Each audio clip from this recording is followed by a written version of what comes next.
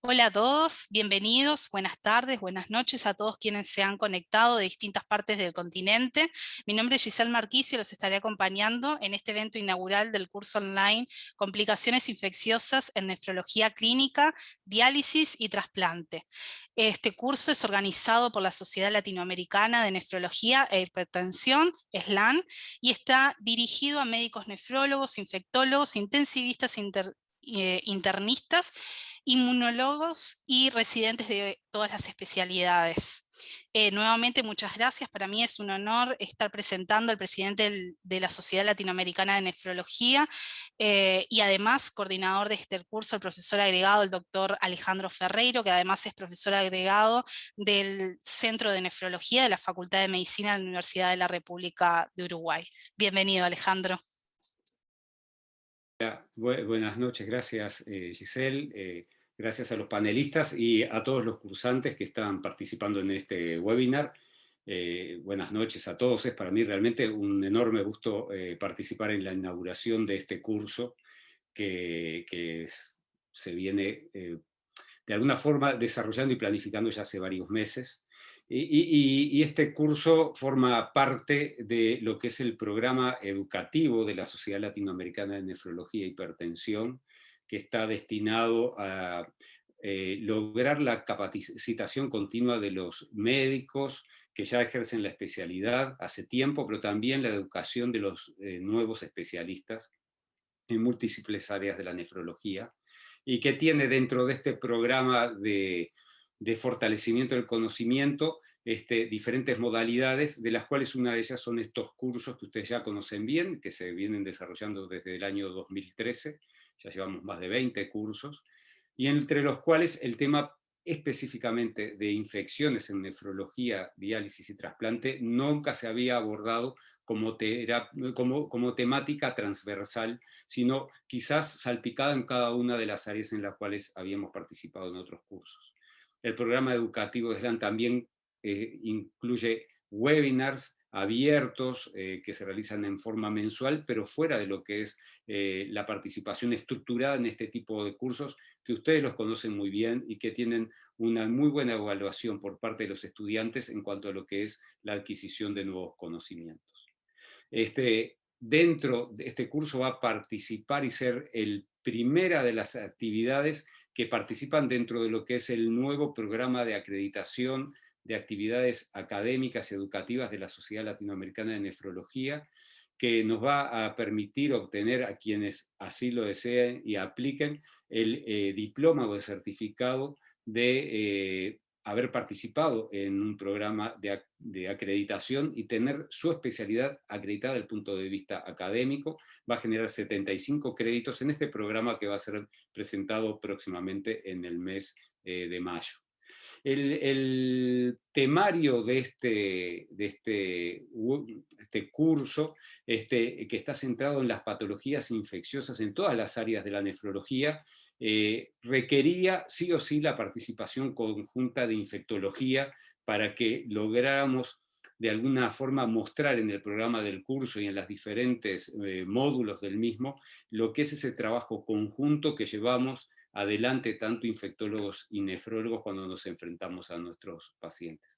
Es por eso que la participación como co-coordinadora de Astrid Smuth, que nos va a ofrecer su conferencia inaugural, ha sido fundamental para el armado de este programa, en el cual vamos a ir transcurriendo desde los módulos iniciales en aspectos que tienen que ver con el conocimiento de las situaciones o las particularidades de los pacientes con enfermedad renal en cuanto a susceptibilidad a las infecciones, el conocimiento teórico básico de los aspectos de la vigilancia epidemiológica, del control de infecciones, de la emergencia de gérmenes multiresistentes y su control, a después ir profundizando en cada una de las áreas, en las infecciones específicas de la nefrología clínica, como es por ejemplo la infección urinaria, el síndrome febril prolongado, y después en las diferentes terapias de sustitución renal que tienen sus particularidades como la hemodiálisis, la diálisis peritoneal y el trasplante. pensamos que realmente va a construir conocimiento importante para la comunidad nefrológica de América Latina y también para la comunidad infectológica y de medicina interna y medicina intensiva que nos van a estar acompañando en este curso. En el día de hoy vamos a dar el puntapié inicial con un tema muy particular, que es el tema que hace un año quizás recién estaríamos pensando en él, que es COVID y enfermedad renal. Ha corrido mucha agua bajo el puente, es un tema que realmente en este momento sigue siendo el tema casi excluyente de nuestra actividad profesional y académica, y por eso empieza con este tema en este webinar el curso. Pero en el resto del curso, COVID va a estar presente, pero vamos a volver a retomar todos los temas de la infectología y nefrología, de la cual nuestros pacientes siguen sufriendo de ellas, que son endémicos y que también son causa importante de fragilidad y de muerte y de morbilidad en nuestros pacientes. Así que esperamos que sea de su mayor agrado y bueno, y lo seguiremos viendo a lo largo del curso. Ustedes saben bien que la dinámica de estos webinars, como el que estamos viendo ahora, tiene una parte inicial que va a ser esta presentación a la que hacía referencia, y después nos va a acompañar el panel de expertos, que es la doctora Daniela Ponce y el doctor Raúl Lombardi, en el cual ustedes van a poder, a través de la parte de preguntas y respuestas que tienen en la parte inferior derecha, poner preguntas que yo se las voy a estar transmitiendo a los expertos para que las respondan. Quienes nos van a estar acompañando entonces son la doctora Astrid Smuth, que trabaja en la sección de infectología del Servicio de Medicina Interna del Hospital Italiano de Buenos Aires, es coordinadora de la Comisión de Transplantología de la Sociedad Argentina de Infectología de Argentina. La doctora Daniela Ponce, que es doctorada en nefrología de Brasil, del Hospital de Botucatu, la Universidad de Botucatu y la Escuela de Medicina de Sao Paulo. Es profesora asociado de Medicina Interna y Nefrología, y sus áreas de interés son fundamentalmente la medicina interna, la enfermedad renal aguda, la enfermedad renal crónica. Y como ustedes saben bien, a pesar de que Daniela no le gusta que lo digamos, Daniela es referente mundial en diálisis peritoneal en enfermedad renal aguda. Todos la conocen y estoy seguro que nos va a aportar mucho en este webinar. Y el doctor Raúl Lombardi, que también todos lo conocen, con una larga trayectoria en la medicina interna, en la medicina intensiva, en la nefrología a nivel latinoamericano. Es docente libre del Departamento de Nefrología de la Universidad de la República. Integra el comité, es coordinador del Comité de Injuria Renal Aguda de SLAN, y también nos va a estar acompañando, como decía, en este webinar. Así que adelante, Astrid, la plataforma es tuya y la audiencia también.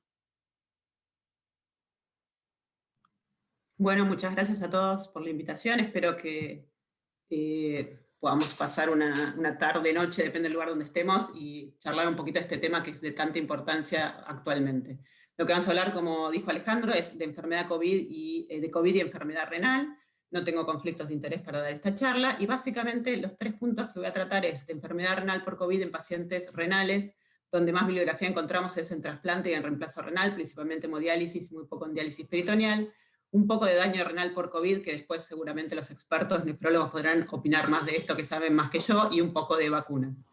Lo que todos sabemos de cuando empezó a describirse los primeros casos de coronavirus ya en Wuhan, en China, por diciembre del 2019, algo que parece muy lejano ya, en todos los pacientes ya en este momento decíamos que los pacientes con enfermedad renal crónica y los pacientes inmunosuprimidos tenían peor evolución, pero teníamos pocos datos, y posteriormente la bibliografía fue aportando datos.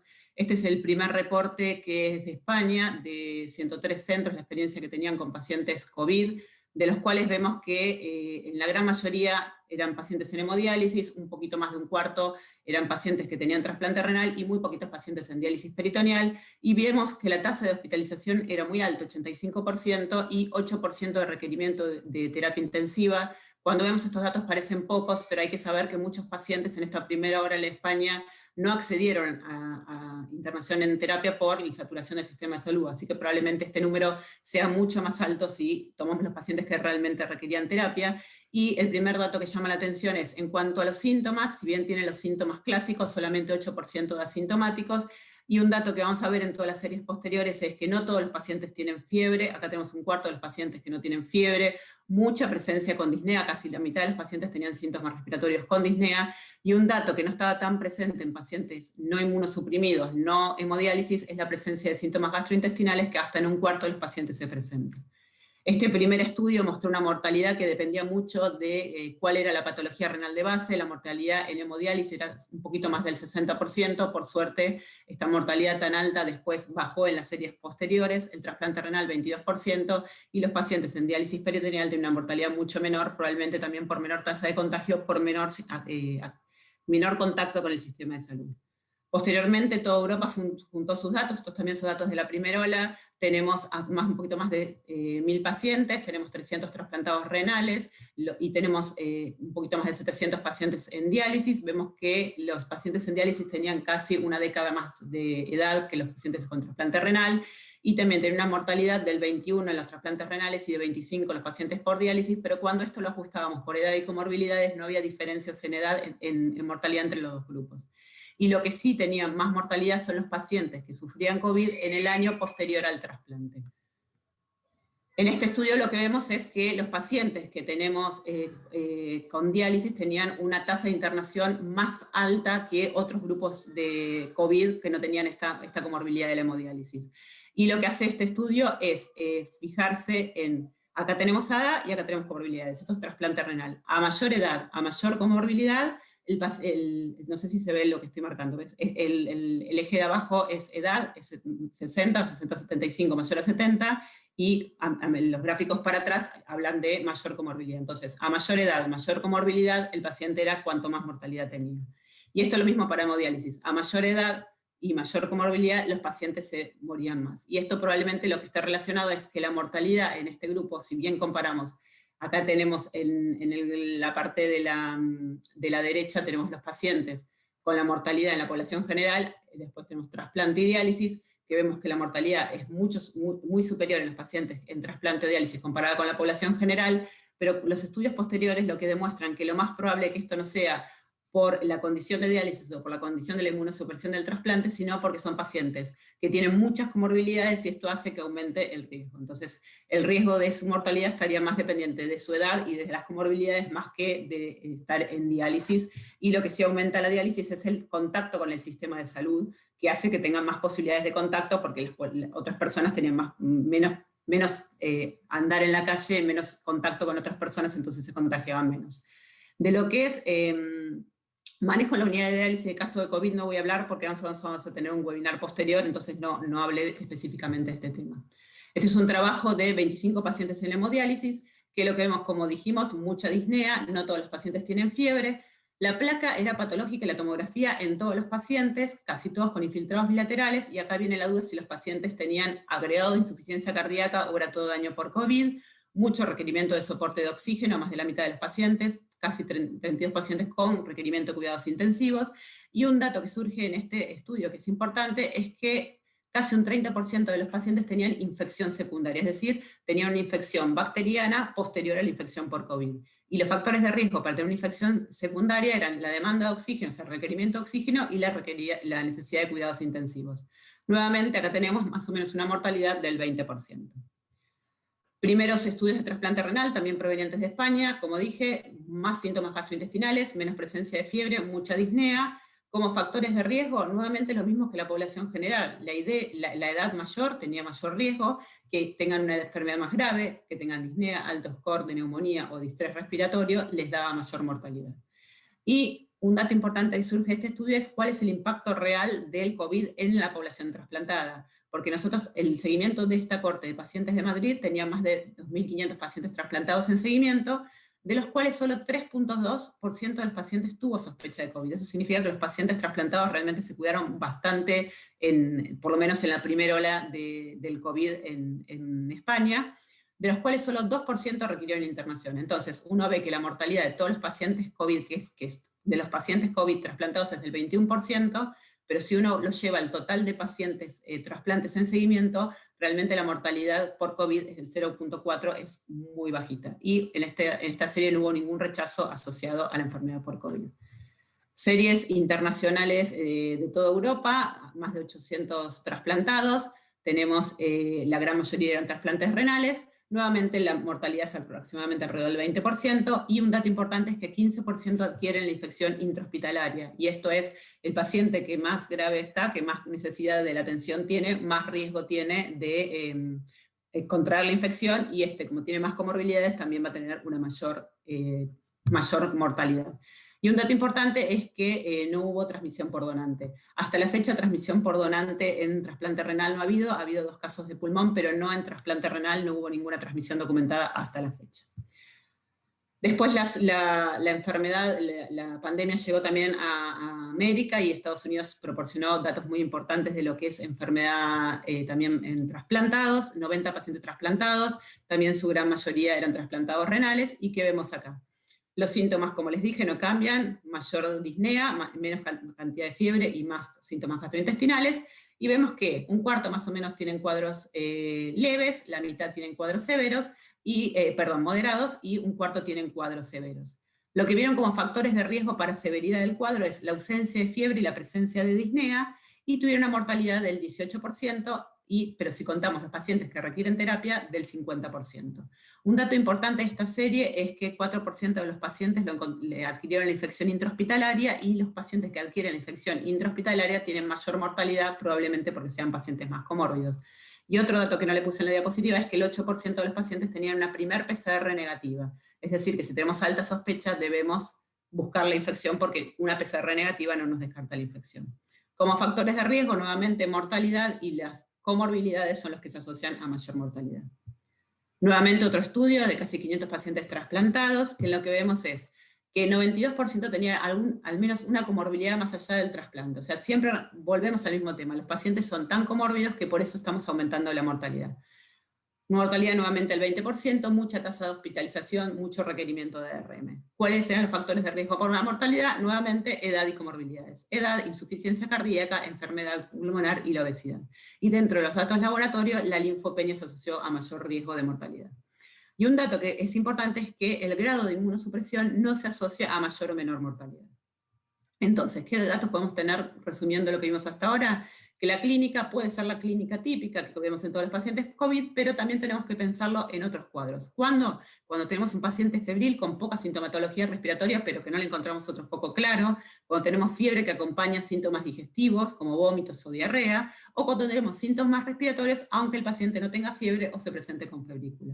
Y siempre recordar que si tenemos alta sospecha y tenemos una PCR negativa, el paciente debe rehisoparse, porque un solo hisopado negativo con alta sospecha clínica no nos avala a descartar el diagnóstico.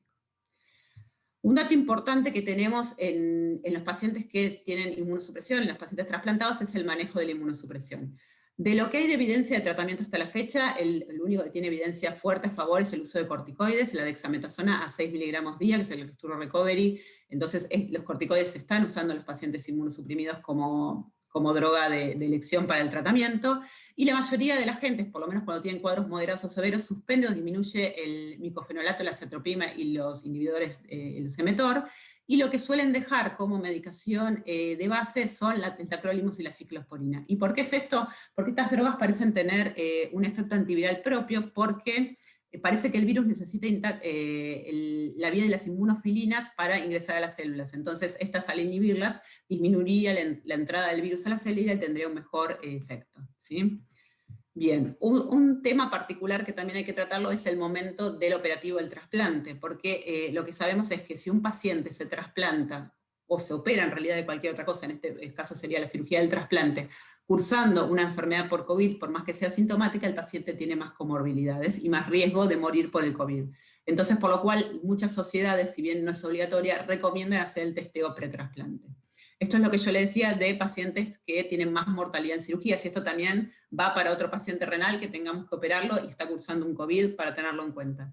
Esto es una serie retrospectiva de 34 pacientes que se realizó en la ciudad de Wuhan con el primer brote, que vieron que los pacientes que se operaron con COVID, 100% posterior al trasplante, esto no eran ni trasplantados ni pacientes con falla renal, pero que eran pacientes que se trasplantaron con COVID positivo.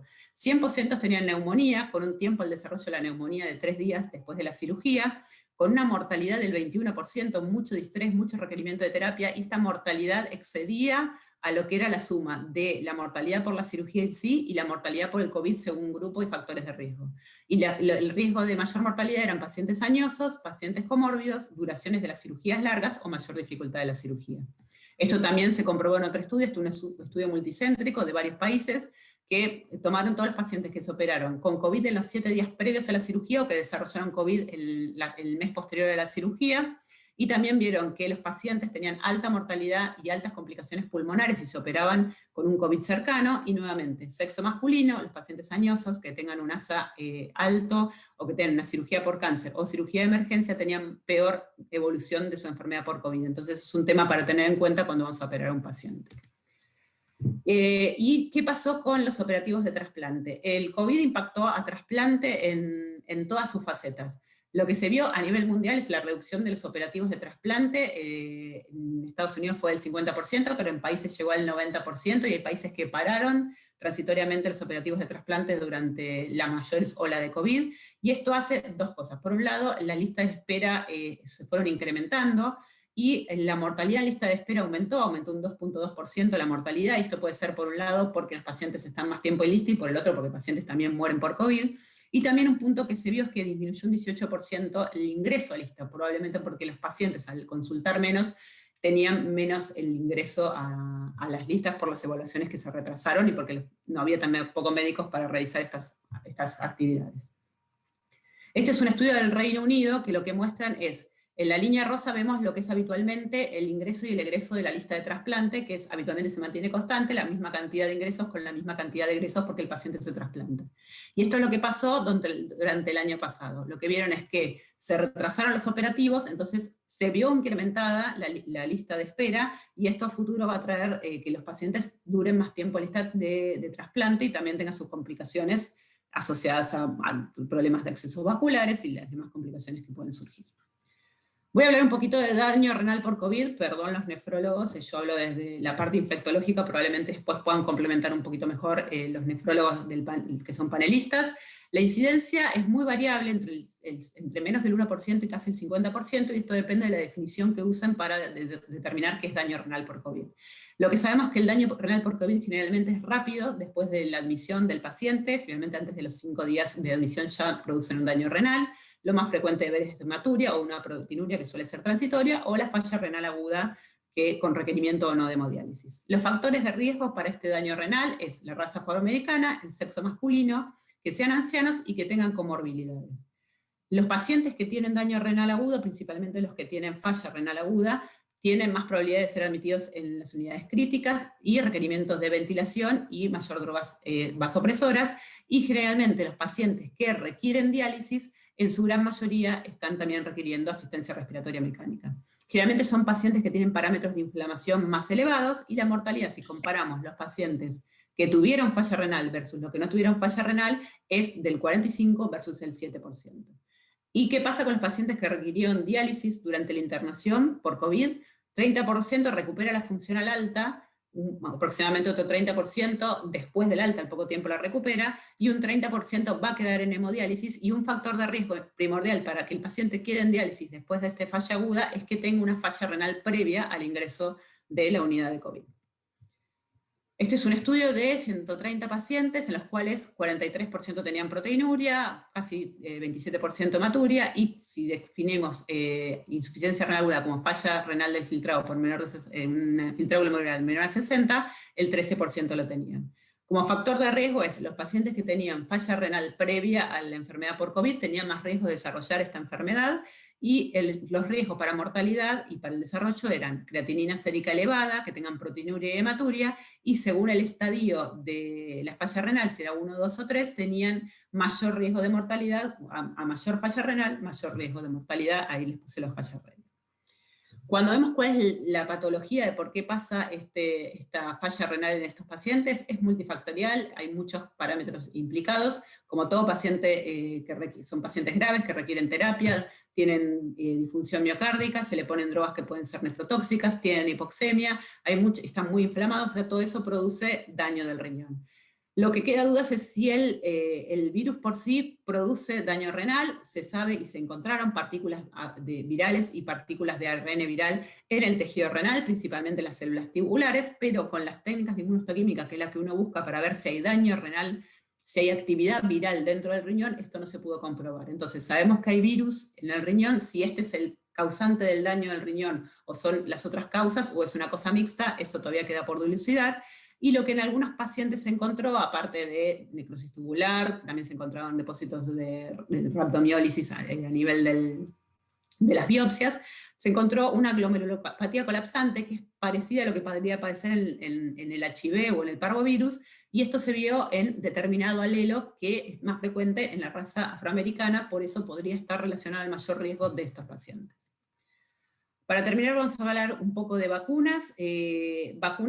Las plataformas de las vacunas, hay varias que se están utilizando. Tenemos las vacunas a virus inactivo, lo que hacen es, está el ADN viral, el ARN viral, y lo que hacemos es inactivarlos generalmente por medios químicos. Estas son las vacunas que tenemos más conocidas con otro tipo de vacunas que ya se están usando. Estas son la de Sinopharm y la Sinovac. Después tenemos la de nanopartículas, que son pedacitos virales que se ponen en la vacuna para producir inmunidad. Estas son las Novavax. Y después las principales vacunas que se están usando son con ARN mensajero. Las de material genético pueden ser ARN mensajero solo, que son la de Pfizer y la Moderna, y las que utilizan un vector viral, que es el vector viral de adenovirus, que puede ser replicante y no replicante. La replicante todavía no hay en el comercio, y las no replicantes son las de Sputnik, la de AstraZeneca y la de Johnson & Johnson. Todas estas vacunas pueden darse en inmunosuprimidos, pueden darse en pacientes con problema renal, no hay ninguna contraindicada, porque las contraindicadas serían a virus vivo, y la que estaría a virus vivo sería la vector viral replicante, por ahora no hay en el comercio, o sea que son vacunas seguras para darles. Las de ARN mensajero, las vacunas que están utilizando material genético, lo que tienen es una cápsula de nanopartículas lipídicas, que según la estructura que tengan y la solidez que tengan, es la cadena de frío que necesitan para conservarla, y esa es la diferencia entre las vacunas que tenemos.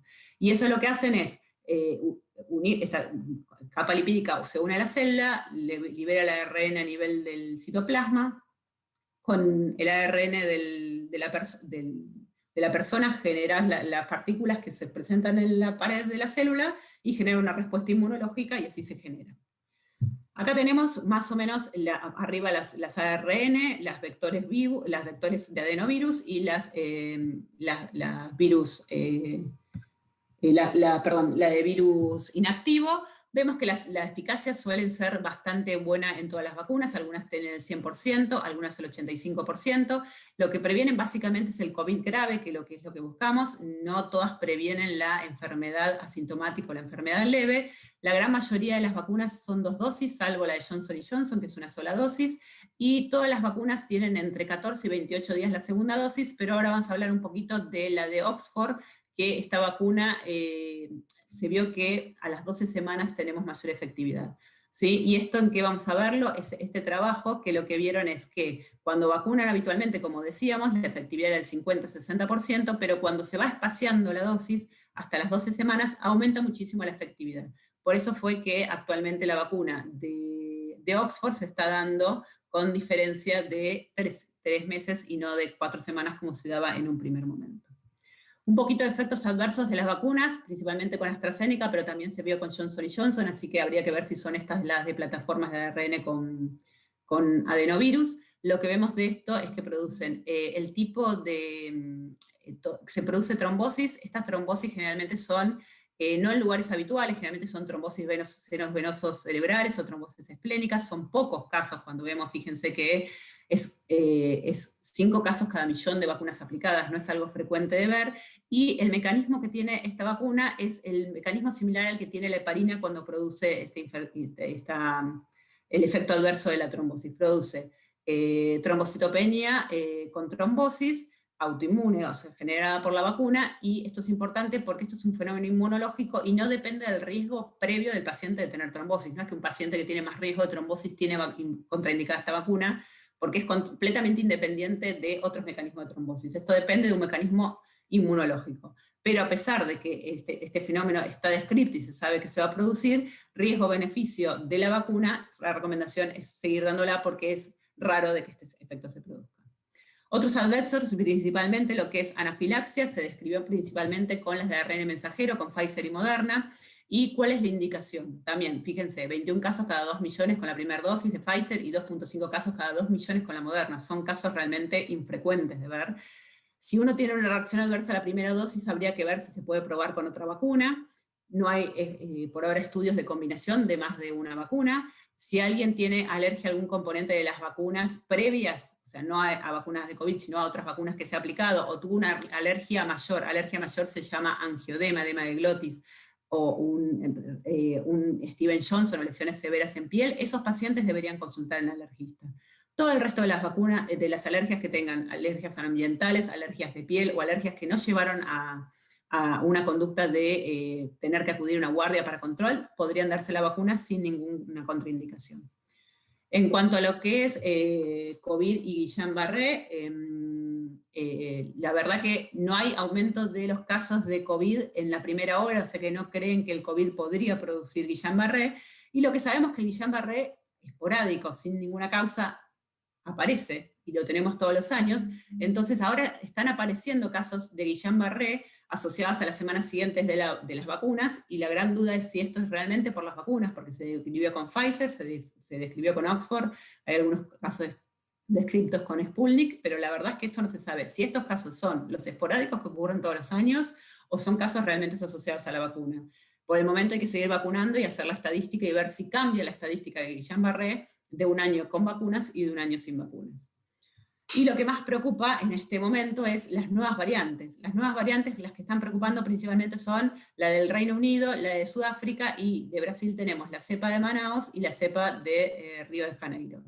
¿Qué se sabe de estas cepas? Se sabe que son más transmisibles. Ahora, no se sabe realmente si tienen mayor mortalidad o no. Claramente, si son más transmisibles, va a haber más gente infectada y va a haber más muertes. Pero va a haber más muertes porque hay más casos. No se sabe si realmente aumenta la mortalidad porque hay más casos o porque es más mortal o más grave esta cepa. ¿Y qué pasa con las vacunas y estas nuevas cepas?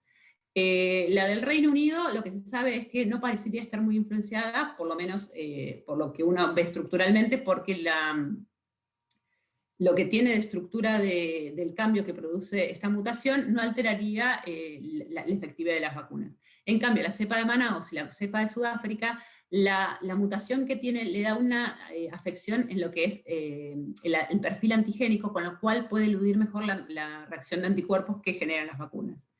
Datos de vacunas y estas nuevas variantes, la verdad que hay muy pocos. La mayoría, lo que se ve, los datos publicados, es que un poco disminuye la sensibilidad, la efectividad de la vacuna. AstraZeneca, por ejemplo, con la del Reino Unido baja un 74%, Novavax baja 85% con el Reino Unido y 60% con la de Sudáfrica, pero fíjense que todos estos valores están arriba del 50%. Cuando empezamos la pandemia, lo que pedía la Organización Mundial de la Salud es que tenga una efectividad de por lo menos el 50% para la vacuna ser aprobada. Entonces, por ahora, con las cepas que tenemos, por ahora seguimos cumpliendo ese 50%, así que deberíamos seguir vacunando. ¿Y qué sabemos de nuestros pacientes y la vacunación? Sabemos que nuestros pacientes tienen un riesgo aumentado de formas graves y de muerte. No hay ensayos clínicos hasta la fecha en pacientes que incluyan nuestra población, porque ni los inmunosuprimidos, ni los trasplantados, ni los pacientes en falla renal se incluyeron en los estudios. Si uno tiene la plataforma con la que están usando, deberían ser vacunas seguras, no utilizan vivos atenuados, así que podríamos darla. ¿Y los riesgos cuáles serían? Una menor respuesta, porque tiene una respuesta atenuada a todas las vacunas. Saben que, por ejemplo, con la hepatitis B tenemos que dar doble dosis y dar refuerzo de dosis. ¿Qué pasará con esta? Habrá que estudiarlo. Riesgo de rechazo o de reactivación de una enfermedad autoinmune no se sabe. Con otras vacunas que en algún momento se creía que todas las vacunas tenían este riesgo incrementado, se demostró que no. Hay que ver qué pasa con esta nueva vacuna, pero riesgo-beneficio ante la gravedad del cuadro y un riesgo potencial de tener estas complicaciones, la verdad es que nuestros pacientes deberían vacunarse. algunas cosas que dice la Sociedad Americana de Reumatología en cuanto a usos de drogas inmunomoduladores o inmunosupresoras que utilizan mucho nuestros pacientes. El principal grupo, glucocorticoides a bajas dosis, que menos de 20, o acetoprima, micofenolato, o ciclofosfamida oral, los pacientes no deberían modificar la dosis. Más de 20 miligramos de corticoides deja duda si hay que modificar la dosis o no, porque ya es una droga inmunosupresora. Si se puede bajar, podríamos hablarlo, pero no está definido. Creo que habría que consultar caso por caso. Y estas dos drogas, ciclofosfamida y rituximab, ciclofosfamida se recomienda administrar una semana después de cada dosis de la ciclofosfamida, la vacuna, y rituximab lo ideal es darlo en el medio de 4 semanas para adelante, 4 semanas para atrás el rituxi, y en el medio darle la vacuna. No hay datos de estas poblaciones y vacunas, el único dato que hay es este estudio, que es un estudio de pacientes trasplantados a las cuales se le dieron vacunas con ARN mensajero, Pfizer y Moderna, una sola dosis. Lo que vieron es que después de esa dosis no tuvieron infección, no tuvieron rechazos, no tuvieron ninguna complicación, sí algunas reacciones locales y reacciones generales que son mucho menores a las que están descritas, habitualmente tienen un 50% de reacciones adversas, estos tuvieron un poquito menos. Y en lo que ven es la producción de anticuerpos, vieron que solamente un 17% tenían anticuerpos neutralizantes, pero era después de una segunda dosis y no se midió inmunidad celular. Así que son datos muy preliminares que no podemos sacar conclusiones a ver si hay que hacer más dosis o hay que hacer refuerzos o dosis más altas en estos pacientes. Entonces, como conclusiones, para ir terminando, recordar que pueden tener cuadros atípicos, pueden tener ausencia de fiebre, más presencia de síntomas gastrointestinales, hay que minimizar el riesgo de contagios, educar a los pacientes porque tienen realmente mayor probabilidad de evolución hacia muerte o cuadros graves si se contagian. Y lo que hay que hacer es, en pacientes que están con bajo tratamiento de inmunosupresión, evaluar el riesgo de bajar la inmunosupresión, eso debe ser individual en cada paciente. En cuanto a las vacunas, sabemos que son efectivas y seguras. En pacientes no inmunosuprimidos, no hemodiálisis, sabemos que tiene una protección de enfermedad severa de casi el 100%, con efectos adversos serios muy infrecuentes, pero como no sabemos la efectividad en nuestros pacientes, por más que se vacunen, lo que tenemos que darle y recalcar es que se tienen que seguir cuidando porque no sabemos si esta efectividad es igual en este grupo de pacientes, sí sabemos que son seguras, y creo que hay que hacer estudios a futuro para ver si son efectivas o qué esquemas de vacunas van a requerir nuestros pacientes. Muchas gracias.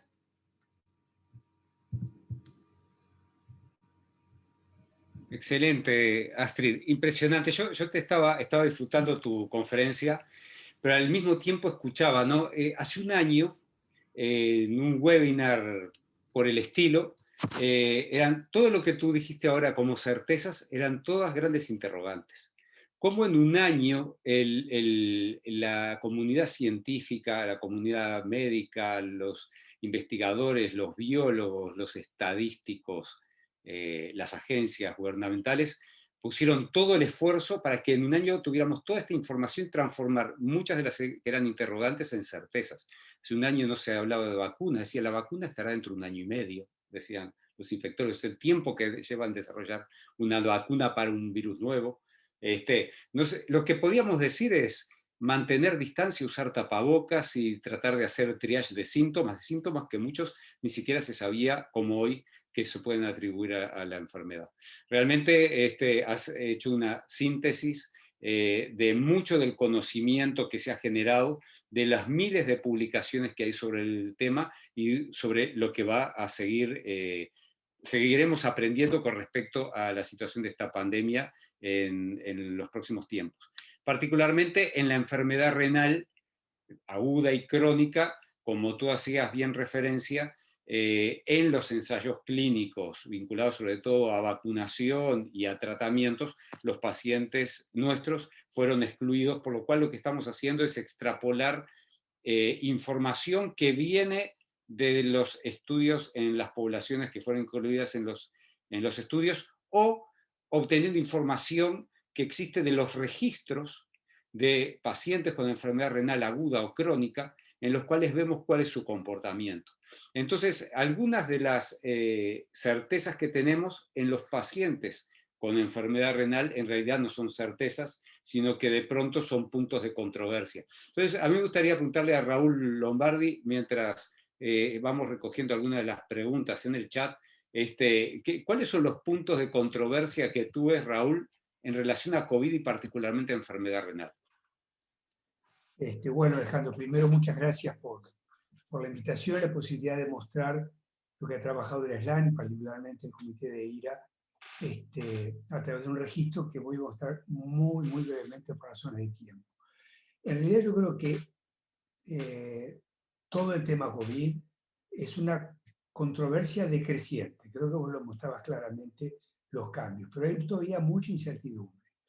Yo marqué lo que podían ser, dentro de todo esto, a mi juicio, 6 puntos de controversia quizás más relevantes. Brevemente lo voy a mencionar. El primero, hablando siempre de las alteraciones renales asociadas al COVID. Ese es el punto, ¿verdad? Y por alteraciones renales entendemos existencia de proteinuria, sobre todo, y hematuria, y la existencia de injuria renal aguda, que pueden aparecer simultáneamente o no. Y esto es muy importante cuando lo que aparece en primera instancia, por lo menos, son las alteraciones del sedimento, sin alteración todavía de la función renal. Lo vamos a ver un poquito más en detalle después. En primer lugar, con la frecuencia real de estos eventos renales. Quien revisa la literatura ve cifras muy, muy, muy variables. Históricamente los chinos hablaban de porcentajes menores incluso del 1%, y estudios posteriores en Estados Unidos lo llevaba a valores mucho más altos de varias decenas, 30 hasta 40%. Más allá de que pueda haber aspectos metodológicos, creo que también hay una mayor atención en la búsqueda de esto, pero sobre todo hay que mirar, cuando se habla de frecuencia, qué contexto se está analizando. Yo no recuerdo que exista, puede que haya algo de estudios en poblaciones de pacientes COVID en evolución ambulatoria, domiciliaria, que naturalmente va a haber una frecuencia particular. Hay sí estudios en pacientes hospitalizados que discriminan o no entre pacientes en sala de internación convencional. Bueno, sí, ahí hay diferencias, y por supuesto los críticos llegan un 40 a 60 incluso por ciento de frecuencia de la IRA. El otro punto de controversia lo mencionó muy bien Astrid. ¿Cuál es el tipo de lesión que se produce y cuáles son los mecanismos? No voy a repetir, Astrid lo mostró muy claramente.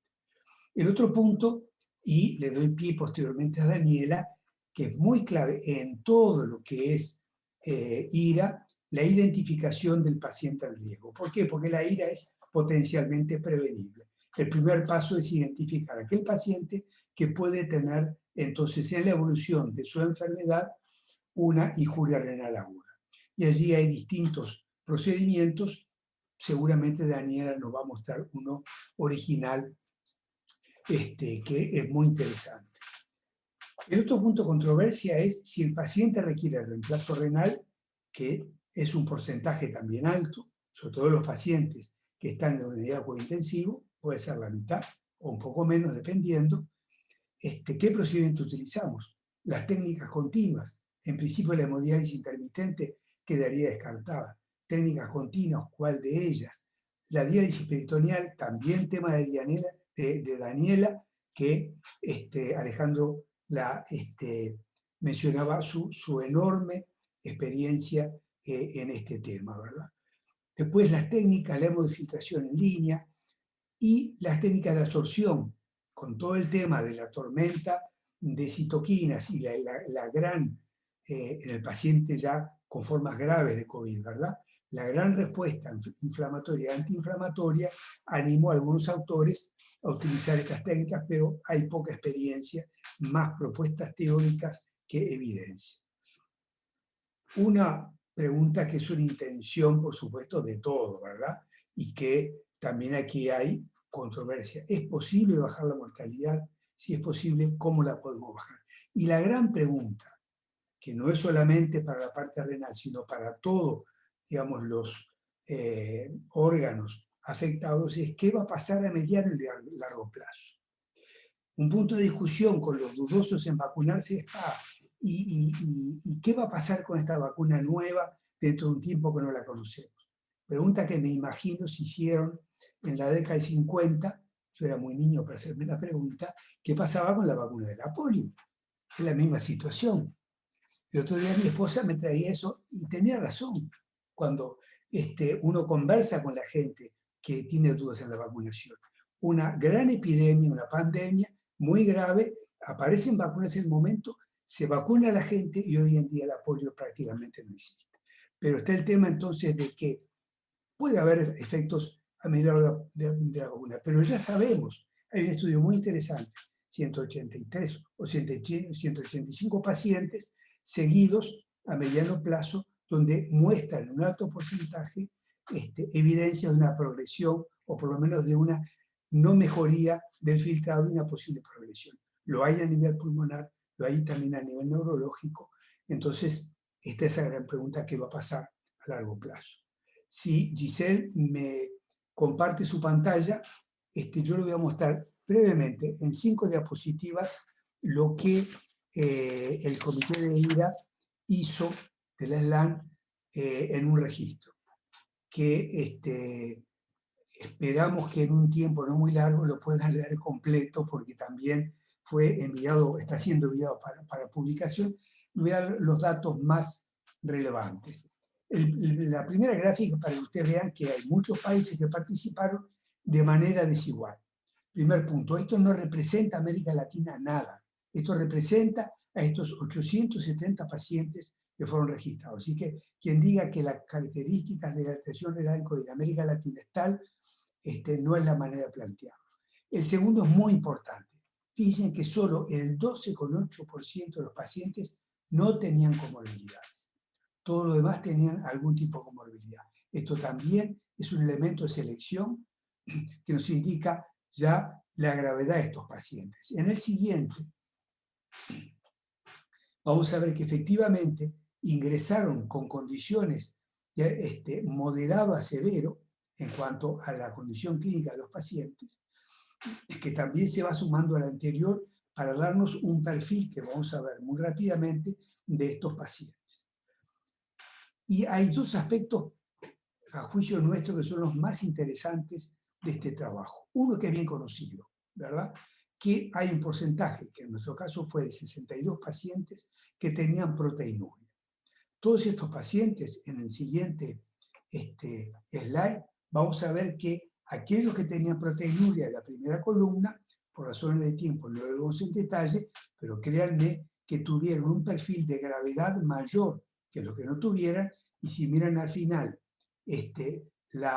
no sé si se ve, la mortalidad es sustancialmente mayor en los pacientes que ingresaron con proteinuria que los que no la tuvieron.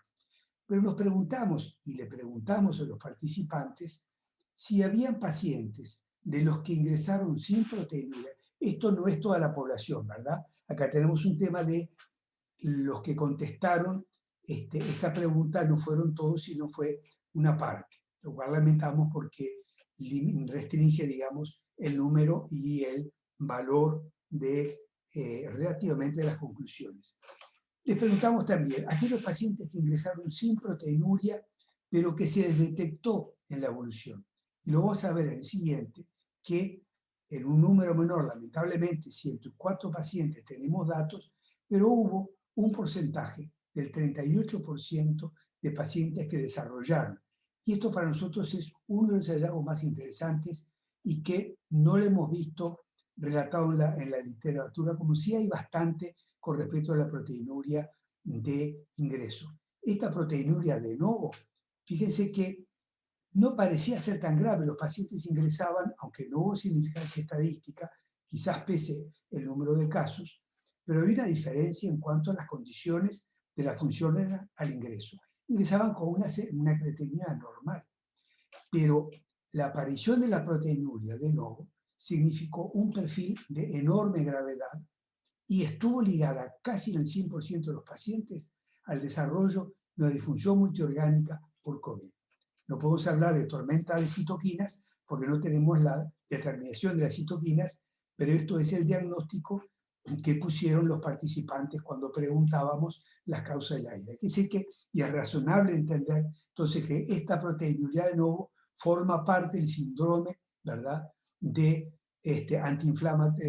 proinflamatorio y antiinflamatorio que caracteriza entonces a esta, como cualquier otra disfunción multiorgánica, la séptica o de esta naturaleza. Y ustedes vean que el perfil tanto de la ira como del paciente, lo que hace las características de la ira, y a la existencia de complicaciones, fundamentalmente las que integran la difusión multiorgánica, es obviamente peor en estos pacientes y tienen en consecuencia una mortalidad también mayor. Es decir, que esto es un elemento, nuestro consejo, nuestra propuesta es todo paciente con COVID, independientemente de que tengan evidencia de alteración renal, todo paciente con COVID que ingresa al hospital, sería interesante verlo también en la comunidad, pero al hospital hay que hacer una proteinuria al ingreso. Y es adecuado hacer una proteinuria en la evolución. No es más que una tirilla, ¿verdad? No hay que hacer nada muy sofisticado. Tener el tiempo y acordarse de una tirilla, ponerla cuando viene al paciente, porque si lo identificamos ya sabemos que ese paciente está en riesgo de tener complicaciones más graves. Y finalmente, en el último, Giselle, esto confirma la gravedad, esto también es un sesgo de selección de más del 70% de los pacientes estuvieron en UCI, fueron ventilados mecánicamente. Hay un pequeño grupo de pacientes, lo menciono, que tenían indicación, tanto de reemplazo renal como de ingreso a UCI, como de ventilación mecánica, que no la recibieron. Esto seguramente está marcando los problemas, digamos, de limitación de recursos para este tipo de pacientes. ¿Cuál fue el resultado final? Una muy alta mortalidad hospitalaria, dependiendo entonces del elevado gravedad de estos pacientes. 62,5% de ellos murieron en el hospital, ¿verdad? Esto es mortalidad hospitalaria. Por aquí, por razones de tiempo, terminamos esta breve, muy breve descripción del registro, que tiene una enorme cantidad de datos muy interesantes que espero que lo puedan leer en un futuro no muy lejano. Creo que que se va a colocar en estos días en los preprint, así que capaz que ahí está accesible, capaz no va a estar accesible, con el título creo que aparecía por ahí, alteración en inglés, alteraciones renales en el COVID, y pueden ver la información completa. Muchas gracias. No, muchas gracias, Raúl. Y en realidad esto trae a colación algo de lo que ya decíamos antes. Primero, que mucha de la información de lo que ocurre o está ocurriendo en los pacientes COVID con enfermedad renal aguda, pero también enfermedad renal crónica, viene de la información de los registros.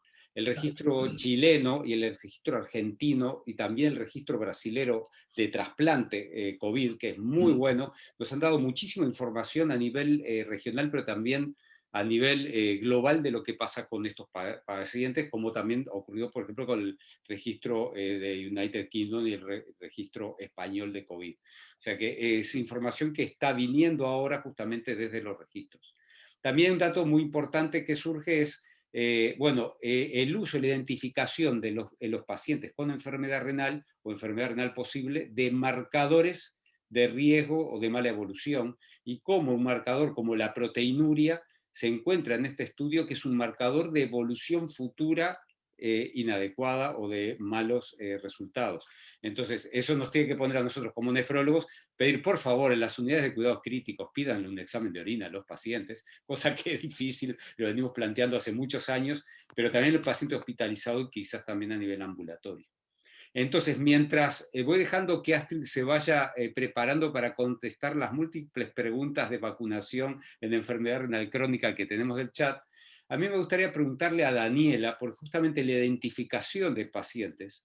Es un tema fundamental porque la población que nosotros asistimos es una población particularmente vulnerable a la infección por COVID y a la evolución inadecuada. Ustedes saben que la mortalidad de la injuria renal aguda por COVID es extremadamente alta, tú lo has mostrado, Raúl, entre 50 y 60% de aquellos que requieren tratamiento sustitutivo, o aún más, hay seres con mortalidad más alta, y en la población en tratamiento con hemodiálisis se acerca universalmente entre el 25 y 30%. Entonces yo le preguntaría a Daniela, ¿cómo podemos hacer en el contexto de la población en diálisis crónica poder identificar a aquellos pacientes que están cruzando la enfermedad, a veces con síntomas muy vagos o sin síntomas? Y por otro lado, en aquellos pacientes que tienen enfermedad renal aguda, ¿cómo podemos hacer para identificar aquellos que van a tener eventualmente una mala evolución, porque estamos en situaciones en las cuales a veces tenemos que limitar el esfuerzo terapêutico. Daniela, adelante. Eu agradeço, né, o convite do Alejandro. É um prazer estar aqui participando desse webinar da Slam. As suas perguntas são bastante relevantes, né? E até um dos participantes questiona, né, sobre a melhor maneira de dialisar o paciente que tenha Covid-19. O que nós sabemos é que a melhor maneira, né, ou talvez a melhor maneira de prevenir em relação aos métodos crônicos seria a diálise peritoneal. A professora Astrid mostrou, né, a diferença da incidência, da prevalência da COVID na população em diálise peritoneal e na hemodiálise, né? Diálise peritoneal é muito menor, porque esse paciente pode ficar em casa, e a população em hemodiálise, o fique em casa, para eles não serve, eles precisam estar no ambiente da clínica ou no ambiente hospitalar. E como vocês sabem, né, o Brasil, a Covid ainda está, os números estão ainda numa crescente, e nós estamos vivendo uma segunda onda que foi muito mais violenta, né, do que a primeira. E aí nós pensamos o que a gente poderia fazer para diagnosticar de maneira mais precoce esses pacientes, antes deles ficarem sintomáticos e realmente a gente ter um boom, né, uma contaminação maciça dentro das unidades de diálise. Então, no Lancet, ano passado, foi publicado, logo em maio, a padronização do pool de saliva para os assintomáticos. E nós fizemos isso, nós conseguimos reproduzir isso na Faculdade de Medicina da Universidade Estadual Paulista. Então, nós iniciamos dia 21 de janeiro o pool de saliva. Então, uma vez por semana, todos os turnos de diálise, 15 pacientes colhem o pool de saliva depois de ficar em jejum por 2 horas. E, simultaneamente, né, a saliva desses 15 pacientes é feito RT-PCR, eles estando assintomáticos.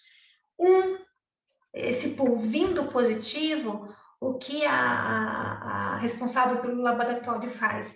Isoladamente, né, o PCR de cada um. E dessa maneira a gente conseguiu identificar, nesse período todo, 35 pacientes assintomáticos dentro da unidade de diálise, antes deles desenvolverem os sintomas. Não que eles não desenvolveram, mas nós diagnosticamos antes dos sintomas. E isso certamente foi uma medida que nos auxiliou muito, tanto que no mês de março, quando o número aumentou, nós passamos de fazer de 1 para 3 vezes por semana. Todos os dias, né, de diálise do paciente, nós colhemos por 2 semanas, nesse crescimento, né, de fim de março até agora, em abril, a gente está colhendo o pool de saliva, que foi um teste de triagem para tentar fazer o diagnóstico mais precoce possível para a gente isolar. Una pregunta, ¿lo que hacen es la determinación de PCR de cada paciente o hacen un pool de la saliva? Un pool. Bien. Do pool. Se é negativo, faz só do pool. Se é positivo, aí ela pega a saliva de todos, daqueles 15, para identificar quem é o paciente. ¿Y han probado hacer con test antigénico en vez de PCR? Ser o quê? Con test de antígeno en vez de hacer PCR, porque ahora se está usando test antigénico, ¿no? Como é precoce, é antes de sintomas, PCR. Tem que ser o RT-PCR, né? É antes até dos sintomas começarem. Dime, y en cuanto a los pacientes con doença renal aguda, ¿cómo estimas el riesgo? ¿Qué sabes para saber cuál es el riesgo de mala evolución, de morir de esos pacientes? ¿Qué informação tienes? Nós também estamos trabalhando, né, com os dados do registro latino-americano da IRA COVID na nossa América Latina, e também fizemos um estudo envolvendo inteligência artificial, usando Machine Learning, para dentro dos pacientes que têm IRA, a gente identificar os preditores, por meio dessa ferramenta estatística, que cursam com um mau prognóstico. Né? E nós identificamos que a forma grave da doença, né? Então, a síndrome respiratória aguda grave, com a necessidade da ventilação mecânica, admissão em UTI, né? Mais a idade, seriam os principais preditores. E a gente está tentando publicar também, está na saga da publicação. Y también encontraron algún aspecto, que el tiempo entre el inicio de los síntomas y que presenta la infuria renal aguda en cuanto a pronóstico. ¿Qué nos puede decir de eso? Eu ia comentar isso porque uma das perguntas dos nossos participantes é exatamente isso, quanto à diferença, né, da primeira, da segunda onda e das variantes. Nesse nosso primeiro estudo dos registros, né, que foi até setembro, outubro do ano passado, a gente não tinha as variantes, né? Porque os países da América Latina, o Brasil que está tendo agora. Então, a gente encontrou uma associação entre início dos sintomas e gravidade dos casos, internação e diagnóstico de IRA. Quanto maior era esse tempo, né, isso era um bom prognóstico para o desfecho da IRA, mostrando que era uma doença menos grave. Né? Quando a doença é mais grave, já inicia os sintomas, já tem a necessidade de internação. E nós encontramos na literatura um trabalho espanhol que teve o mesmo raciocínio, né? Então, o tempo maior entre o início dos sintomas e a necessidade de internação cursa com uma doença mais branda.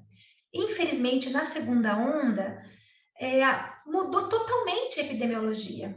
Né? Além da manifestação, né, ser mais grave, como teve um número muito grande de pacientes, os pacientes estão demorando para chegar e a gente não sabe mais se é por causa da demora dos casos ou porque saturou o serviço de saúde.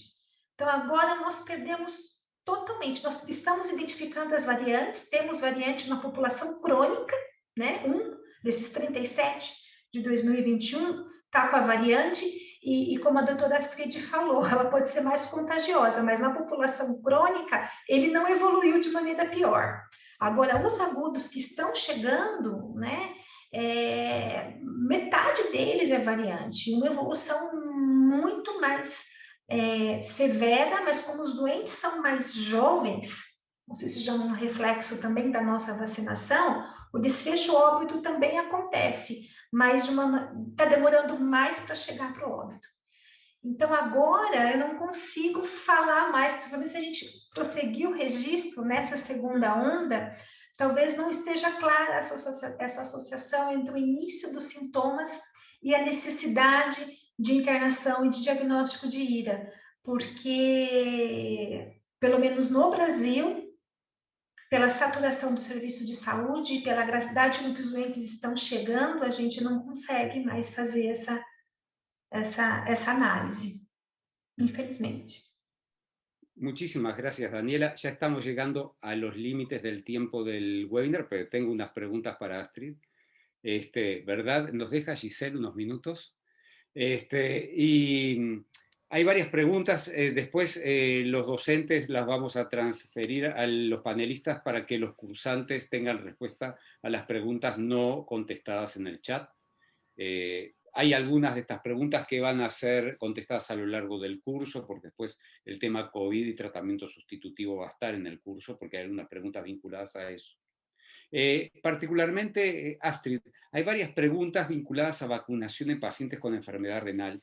Y había como dos líneas. Una que es, ¿qué pasa con el tiempo si hay que vacunar a los pacientes con enfermedad renal que tuvieron COVID? ¿Y cuánto tiempo después? Es una pregunta de las que hay. Y la otra es, ¿qué pasa si el paciente que tiene sospecha de COVID pierde el turno de la segunda dosis? Porque si está en sospecha, en cuarentena, no se vacuna, ¿cuándo se tiene que vacunar? Y bueno, ¿qué ocurre en ese manejo de todos los días de la vacunación? Bueno, la primera, si un paciente tiene COVID o tuvo COVID, la indicación es que se vacune, porque sabemos que la inmunidad no es eterna. Los estudios que demuestran es que en los primeros 3 meses post vacuna está protegido para adquirir COVID. Más allá de los 3 meses hay estudios que dicen 6, que dicen 8, pero por lo menos 3 meses sí, más allá de los 3 meses no sabemos. Las recomendaciones del CDC es que se vacune a partir de los 3 meses de haber tenido el alta de COVID, ¿sí? Pero es una recomendación, o sea, no hay por qué no vacunarlo si nosotros estamos en países, vivimos en países que son más complejos para el acceso a la vacunación, y si tienen acceso a la vacunación antes de los 3 meses, ya con alta epidemiológica y el paciente con mejoría clínica, yo no le haría perder la oportunidad de vacunación a ese paciente. Esta es la realidad. Si bien la recomendación del CDC dice 3 meses desde el alta, probablemente por la protección que le da la enfermedad, si tienen oportunidad de vacunarse ya con alta epidemiológica, le diría que sí. Y si pierden la segunda dosis, no pasa nada. Todo lo que es esquema de vacunaciones, vacuna y refuerzo, esto va para cualquier vacuna, no solamente para la vacuna COVID. Si yo me vacuno para hepatitis B y me salté la segunda dosis, me la doy y me sigo vacunando. Lo que hace es refuerzo de la inmunidad. O sea que si se saltó la segunda dosis por lo que sea, porque tuvo COVID, se espera la alta epidemiológica y se da la vacuna y se considera las 2 dosis dadas, ¿sí? Y de hecho, el estudio de AstraZeneca, de la vacuna de Oxford, se demostró que cuanto más espaciada la dosis, mejor para el paciente. El estudio original fue con 21 días y se vio que a 3 meses le va mejor. Entonces, si no se llegó a dar, se la da más tarde, no pasa nada. Bien, y ya que te tengo ahí, Astrid, hay una pregunta que acaba de llegar, que es, ¿cuál es el comportamiento, y hablamos de enfermedad renal, frente a COVID de aquellos que están inmunizados por vacuna? O sea, comportamiento desde el punto de vista de... A ver, desde el punto de vista, yo entiendo la pregunta, me imagino que es en cuanto a qué frecuencia hay de formas graves o leves y qué es lo que... No se sabe, la verdad, porque no hay mucho registro de pacientes vacunados. Estaría buenísimo que esté el dato y que sumemos los pacientes. Creo que todos estamos haciendo registro de los pacientes vacunados, qué les está pasando, porque hay pacientes vacunados que lamentablemente han tenido complicaciones del COVID. Creo que tenemos que hacer una base de datos y empezar a registrar qué pasa con los pacientes vacunados. No hay datos ahora publicados, seguramente habrá, seguramente. Y una pregunta combinada... ¿Cómo, Raúl? ¿Puedo aclarar la pregunta? Sí. Que es muy actual. En la medida que tenemos cada vez más pacientes inmunizados, ¿cuál es el comportamiento social de esos pacientes? Que creo que tiene mucha implicancia práctica que nos digas qué se hacen, ¿verdad? ¿Qué es lo que tienen que hacer? Un paciente inmunosuprimido o un paciente renal que se dé por sí que la respuesta a la vacuna es peor que otro grupo de pacientes y no habiendo datos de efectividad de la vacuna, yo sé que es segura, ahora si es efectivo o no y qué nivel de efectividad no lo sé, esta es la realidad porque no hay datos. Un paciente que se vacuna yo le diría que tiene que seguir teniendo los recaudos de cuidado, no le diría dejate de cuidar porque estás vacunado. No se lo diría a nadie esto, dejate de cuidar porque estás vacunado, y mucho menos un paciente que no sé la efectividad que va a tener con la vacuna. Bien, también me preguntaron si los pacientes con enfermedad renal, en la medida que tienen una menor respuesta a la vacuna eventualmente, y va a haber una conferencia con respecto a eso, si es necesario medir niveles de anticuerpos en forma regular para hacer nuevas dosis o no, ¿cuál sería la recomendación? No hay recomendación de dosar anticuerpos. Si vamos a dosar anticuerpos, que sean anticuerpos neutralizantes, no anticuerpos que sirvan para ver enfermedad y no respuesta a la vacuna. O sea, no cualquier anticuerpo de los que se hacen los test en los laboratorios sirven. Primer dato, porque si vos lo vas a usar en cualquier laboratorio, van a dar negativos y eso no indica nada, porque no está buscando, lo que hay que buscar anticuerpos anti-spike, que es lo que uno busca con la vacuna, no los anticuerpos contra otras partes de las partículas. Si le diría, si tenemos ganas de hacerlo, hagámoslo dentro de un protocolo de investigación y veamos y publiquemos esos datos para tener un dato que lo podamos utilizar todo, pero no hacerlo en un paciente individual. Creo que individualmente no sirven. Me parece que estaría bueno juntar datos de pacientes vacunados, hacerles anticuerpos basales y ver cada cuánto hacerles según cuánto costo tengamos para poder hacer los dosajes, pero no lo haría en forma individual, siempre dentro de un protocolo y sacar una conclusión de esos resultados. Creo que queda mucho por aprender todavía. Creo que el trabajo colaborativo de los nefrólogos, con infectólogos, con los estadísticos y los epidemiólogos en el área de nefrología todavía tiene mucho espacio para seguir profundizando y aprendiendo en nuestra población particular, porque la información que hay es aún poca. Yo voy a terminar haciendo una traducción a Daniela Ponce, porque la piden aquí en el chat, que claramente hay varias preguntas vinculadas a eso. La experiencia del test en saliva como screening en población en diálisis generó mucha expectativa. Sé que hay centros de hemodiálisis que lo que hacen es, si bien tampoco está recomendado en las recomendaciones generales, hacer hisopado nasofaringio frecuente para captar casos asintomáticos, estaba planteado también, pero es más invasivo que lo que tú decías. Entonces nos planteaban si podía traducirte, Daniela, lo que habías dicho. La traducción va a estar disponible para los cursantes, pero Daniela lo que decía particularmente es que lo que se hace es, se toma muestra de saliva de los pacientes con una frecuencia semanal, se hace un pool de toda esa saliva, se pone toda, digamos, en el mismo frasquito, y de eso se hace el PCR. Si el PCR da positivo, se considera que alguno de los pacientes es positivo, supongo que hay aislamiento de cohorte e identificación de caso. Parecido a lo que se hace a los test de PCR por pool en banco de sangre con hepatitis, por ejemplo, que se utiliza esa misma técnica. Entiendo que debe ser menos invasivo, los pacientes probablemente sean más favorables a participar en este screening que en el hisopado nasofaringio. Y me parece de suma utilidad porque está descrito que la frecuencia de pacientes en hemodiálisis con COVID asintomático puede llegar a ser del 15%, que no es nada menor y puede generar un problema serio de brote. No sé, Daniela, si quieres agregar algo más como cierre.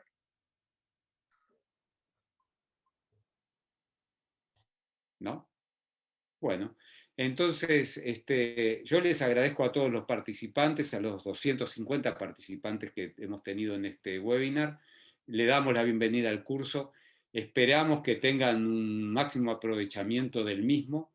Nos estaremos viendo en las próximas semanas.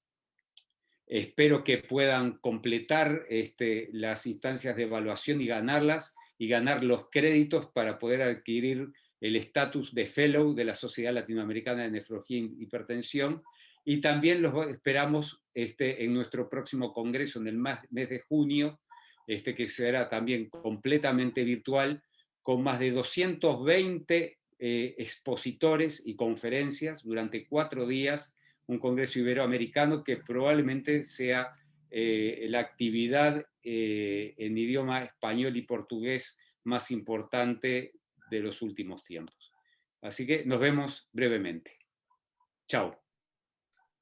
Muchas gracias a todos y los invitamos a que se puedan inscribir al curso. Aún están abiertas las inscripciones para quienes aún no se han decidido, así que los esperamos con esta enorme cantidad de expertos que tenemos, tanto en español como en portugués, y también un especial agradecimiento a los coordinadores que han puesto todo el pienso y el desarrollo, tanto para que abarque al área nefrológica como al área de infectología, y eso muy pocas veces se da y es algo muy enriquecedor.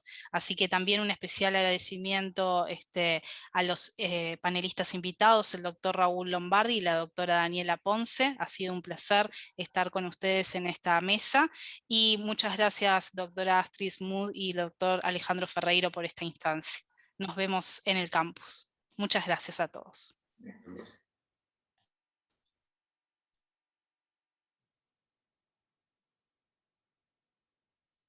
Hola, ¿quedamos nosotros nada más?